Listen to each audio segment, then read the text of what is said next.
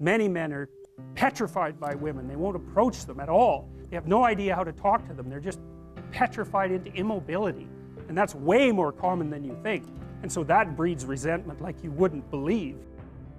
Then that's the problem too. If you're chronically rejected by people, it's often because of your own insufficiencies. Whether that's cowardice or lack of social skills or whatever it is. It's like, you can't just brush it off as, oh well, you know, no one likes me, but really I'm okay. It's like, no, wrong. If everyone rejects you, there's probably something wrong. And it's probably deep and difficult, and it's going to be horrible to fix. Women use markers of status partly as indicators of available resources because those are useful, but I don't think women are that uncanny, let's say.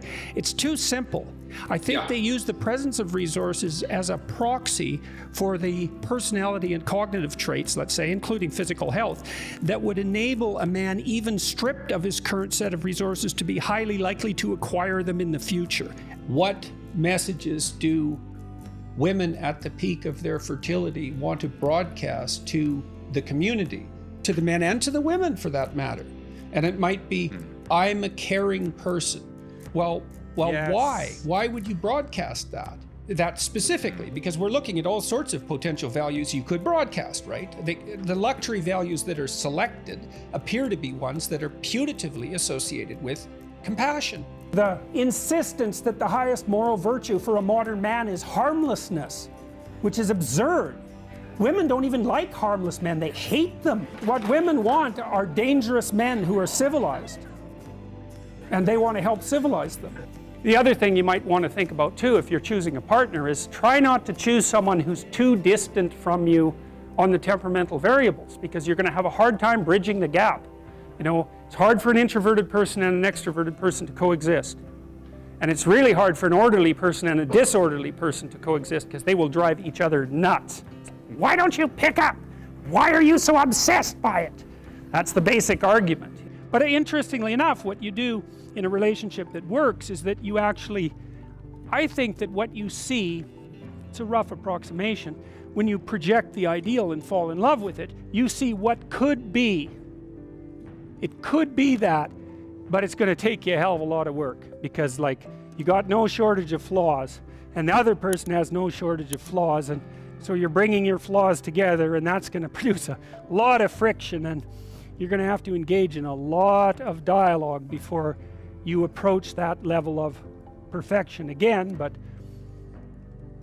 maybe you can do it, and then you get to live happily ever after. Well, wouldn't that be nice? So imagine you had men who could confer benefit and who were incapable of inflicting cost, and men who could confer benefit but were capable of inflicting cost. I think you'd see winners on that side because of that free rider problem, because there's some mystery about why women seem to be attracted to these so-called dark triad traits. And I would say that they're using them as insufficient markers for the ability to, or the acquisition of status. Couples who are high and low in openness, that's a rough one. And also high and low in conscientiousness, that's another rough one, because they just cannot see how the other person sees the world at all. The Google engineers wrote a book a while back called A Billion Wicked Thoughts, which was a study of internet searches, billions of them, literally. And they were looking a lot at pornography use. And what the Google guys showed was the structure of Beauty and the Beast, although they didn't use that as a referent, that the female pornographic fantasy was wild guy, you know, somewhat careless about the wants and desires of others, attractive to everyone, therefore high status, tamed by the magic of a single woman and brought into a relationship with her. Say you're going out with a new person, it's like, what do? You project a fantasy on them, and then you fall in love with the fantasy, and aren't you stupid, because you're going to find out that the match between your damn fantasy and the actual person is tenuous at best.